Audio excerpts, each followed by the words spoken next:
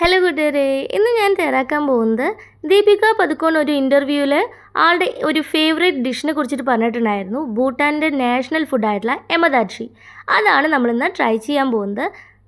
അപ്പോൾ അതെങ്ങനെയാണ് തയ്യാറാക്കുന്നതെന്ന് നോക്കാം. അതിനായിട്ട് ആദ്യം തന്നെ ഒരു പാൻ ചൂടാക്കി അതിലേക്ക് ബട്ടർ ഇട്ട് കൊടുക്കുക.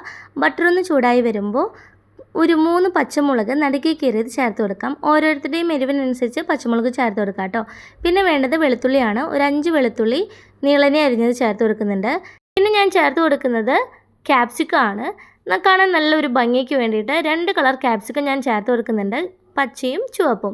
അതിൻ്റെ ഉള്ളിലെ കുരു എല്ലാം കളഞ്ഞിട്ട് നീളനെ കട്ട് ചെയ്തിട്ടാണ് ചേർത്ത് കൊടുത്തിട്ടുള്ളത്. പിന്നെ നല്ല പഴുത്ത തക്കാളി ഒരെണ്ണം നീളനെ കട്ട് ചെയ്തത് ചേർത്ത് കൊടുക്കുന്നുണ്ട്. പിന്നെ വേണ്ടത് ഒരു മീഡിയം വലുപ്പത്തിലുള്ള സവാളയാണ്. അത് നമ്മൾ നീളനെ കട്ട് ചെയ്തത് ഇട്ട് കൊടുക്കാം.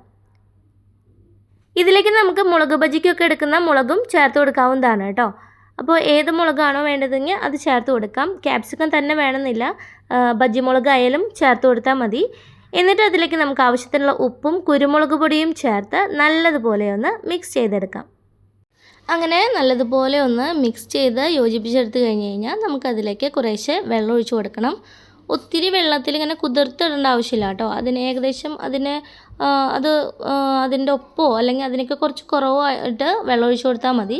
എന്നിട്ട് ഒന്നുകൂടി നന്നായിട്ടൊന്ന് ഇളക്കി കൊടുത്തതിന് ശേഷം ഒരു മൂടി വെച്ച് അടച്ച് 15 മിനിറ്റ് നമുക്കിതൊരു മീഡിയം ഫ്ലെയിമിൽ കുക്ക് ചെയ്തെടുക്കണം. അപ്പോൾ 15 മിനിറ്റും നമ്മൾ മൂടി വെച്ച് അടച്ച് വയ്ക്കരുത്. ഇടയ്ക്ക് മൂടി ഓപ്പൺ ചെയ്ത് ഒന്ന് ഇളക്കി ഇട്ട് കൊടുക്കാൻ മറക്കരുത് കേട്ടോ. അതൊന്ന് ഇളക്കി യോജിപ്പിച്ച് കൊടുക്കണം. അപ്പോൾ അത് പെട്ടെന്ന് തന്നെ മുകളിലൊക്കെ ഇങ്ങനെ കിടക്കുന്നത് നന്നായിട്ട് വെന്ത് വരും, കുക്കായി വരും. അപ്പോൾ ഇതുപോലെ നന്നായിട്ടൊന്ന് ഇളക്കി കൊടുക്കുക. എന്നിട്ട് വീണ്ടും ഒന്ന് അടച്ചു വയ്ക്കാം. അപ്പോൾ ഒരു 10 മിനിറ്റ് കഴിയുമ്പോൾ 5 മിനിറ്റ് കഴിയുമ്പോൾ നമ്മളതൊന്ന് ഇളക്കി കൊടുത്താൽ മതി. അങ്ങനെ ഇപ്പോൾ 15 മിനിറ്റ് കഴിഞ്ഞിട്ടുണ്ട്. നമുക്കിനി മൂടി ഓപ്പൺ ചെയ്യാം. അപ്പോൾ എല്ലാം നന്നായിട്ട് കുക്കായി വന്നിട്ടുണ്ട് കേട്ടോ. ഇനി ഒന്നും കൂടി ഒന്ന് മിക്സ് ചെയ്തെടുത്തതിന് ശേഷം നമുക്കതിലേക്ക് ചീസ് ചേർത്ത് കൊടുക്കാം. ഞാനിവിടെ സ്ലൈസ് ആയിട്ടുള്ള ചീസാണ് ചേർത്ത് കൊടുക്കുന്നത്. അപ്പോൾ അത് ചെറിയ ചെറിയ പീസുകളായി കട്ട് ചെയ്തിട്ട് അതിലേക്ക് ഇട്ട് കൊടുക്കുകയാണ്. ഒരു 3-4 ചീസ് സ്ലൈസ് ഞാൻ കട്ട് ചെയ്തത് എടുത്തിട്ടുണ്ട് കേട്ടോ. അതിന് ഞാൻ വീണ്ടും 4 പീസുകളാക്കിയിട്ട് ആഡ് ചെയ്ത് കൊടുക്കുന്നതാണ്. അങ്ങനെ നമ്മൾ ചീസ് ആഡ് ചെയ്ത് കൊടുത്തു. ഗ്രേറ്റ് ചെയ്തിട്ട് ചേർക്കണമെങ്കിൽ അങ്ങനെയും ചേർത്ത് കൊടുക്കാം. ഇനി അതൊന്ന് മൂടി വെച്ചിട്ട് വീണ്ടും ലോ ഫ്ലെയിമിൽ 1 മിനിറ്റ് കൂടി 1-2 മിനിറ്റ് കൂടി നമുക്കതൊന്ന് കുക്ക് ചെയ്തെടുക്കാം.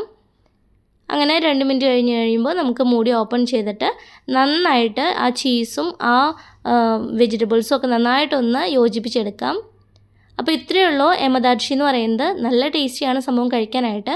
ഈ ഒരു സംഭവം നമുക്ക് നോർമലായിട്ടുള്ള റൈസിൻ്റെ കൂടെ അത്ര ടേസ്റ്റ് എനിക്ക് തോന്നിയില്ല കേട്ടോ. പക്ഷേ ചപ്പാത്തിയുടെ കൂടെയും അതുപോലെ എന്തെങ്കിലുമൊക്കെ നമ്മൾ ഫ്ലേവേർഡ് ആയിട്ടുള്ള റൈസുകൾ ഉണ്ടാക്കില്ലേ, ഇപ്പോൾ നെയ്ച്ചോറോ അല്ലെങ്കിൽ കൊറിയാണ്ടർ റൈസ്, ലെമൺ റൈസ്, അതിൻ്റെ കൂടെയും അതുപോലെ ബ്രെഡിൻ്റെ കൂടെയൊക്കെ നല്ലതാണ് കേട്ടോ. ഈ ഒരു കറി ഒരു കുറുമയൊക്കെ പോലെ നല്ല ക്രീമി ആയിട്ടുള്ളൊരു ഡിഷാണിത്. ഇത് ഭൂട്ടാൻകാരുടെ നാഷണൽ ഡിഷാണ് കേട്ടോ. അപ്പോൾ ഈ ഒരു എമദാക്ഷി എന്ന് പറയുന്നത്, എമ എന്ന് പറഞ്ഞു കഴിഞ്ഞാൽ ചില്ലി പെപ്പർ എന്നും അതുപോലെ ദാക്ഷി എന്ന് പറഞ്ഞു കഴിഞ്ഞാൽ ചീസ് എന്നുമാണ് അർത്ഥം. അപ്പോൾ ഈ ഒരു ഡിഷ് ഞാൻ കണ്ടത് നമ്മൾ യൂട്യൂബിലെ ദീപിക പദുക്കോണിൻ്റെ ഒരു ഇൻ്റർവ്യൂവിലാണ് കേട്ടോ. സംഭവം എന്തായാലും നല്ല ടേസ്റ്റിയാണ്. എല്ലാവരും ഒന്ന് ട്രൈ ചെയ്ത് നോക്കുക. ഞാനിത് സെർവ് ചെയ്യുന്നത് ലെമൺ കൊറിയാണ്ടർ റൈസിൻ്റെ കൂടെയാണ്. സംഭവം ആ ഒരു റൈസിൻ്റെ കൂടെ ഇത് നല്ല ടേസ്റ്റി ആയിരുന്നു. നല്ല ചീസിയും അതുപോലെ നല്ല ക്രീമിയും ആയിട്ടുള്ള ഈ ഒരു ടെക്സ്ചറോട് കൂടിയിട്ടുള്ള ഈ ഒരു ഡിഷ് ചൂടോട് കൂടി തന്നെ സെർവ് ചെയ്യാനായിട്ട് ശ്രദ്ധിക്കാം. അപ്പോൾ നല്ല ടേസ്റ്റിയാണ് കേട്ടോ ഇത്. അപ്പോൾ എന്നും ഉണ്ടാക്കി കഴിക്കാനല്ല, എന്നാൽ ഇടയ്ക്ക് ഒരു വെറൈറ്റിക്കൊക്കെ ഉണ്ടാക്കി കഴിക്കാവുന്ന ഒരു അടിപൊളി ഡിഷ് തന്നെയാണ്. അപ്പോൾ നിങ്ങൾ ട്രൈ ചെയ്ത് നോക്കുക. എല്ലാവർക്കും ഇഷ്ടമാവുകയാണെന്നുണ്ടെങ്കിൽ ലൈക്ക് ചെയ്യാനും ഷെയർ ചെയ്യാനും കമൻറ്റ് ചെയ്യാനും മറക്കരുത് കേട്ടോ. Thanks for watching.